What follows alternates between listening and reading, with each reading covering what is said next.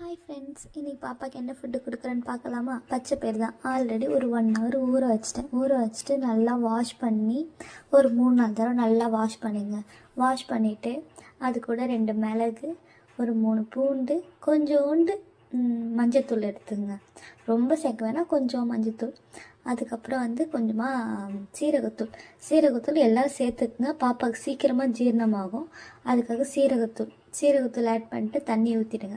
நம்மளுக்கு தெரியும் லெவல் எவ்வளோ தண்ணி ஊற்றணும்னு, அதுக்கேற்ற மாதிரி தண்ணி ஊற்றிட்டு அதுக்கப்புறம் பெருங்காயத்தூள் பாப்பா கேஸ் டபுள் ப்ராப்ளம் வராது. அதுக்காக தான் பெருங்காயத்தூள் நம்ம ஆட் பண்ணுறோம். பெருங்காயத்தூள் ஆட் பண்ணிட்டு அது கூட கொஞ்சமாக உப்பு ரொம்ப சேர்க்காதீங்க, ரொம்ப கொஞ்சம் உப்பு போட்டு நல்லா மூடி வச்சுட்டு ஒரு 6-7 விசில் விடுங்க. ஒரு 6-7 விசில் விட்டதுக்கப்புறம் அதை எடுத்து தண்ணி ஒரு பாத்திரத்தில் வடிகட்டு அதை மட்டும் நல்லா பச்சை பயிரை மிளகு 2 மிளகு போட்டுலாம் அந்த மிளகு எடுத்துட்டு நல்லா மசிச்சுட்டு அது கூட கொஞ்சமாக ரைஸ் போட்டு பாப்பா கொடுங்க. என் பாப்பா சாப்பிட்டு உங்கள் பாப்பா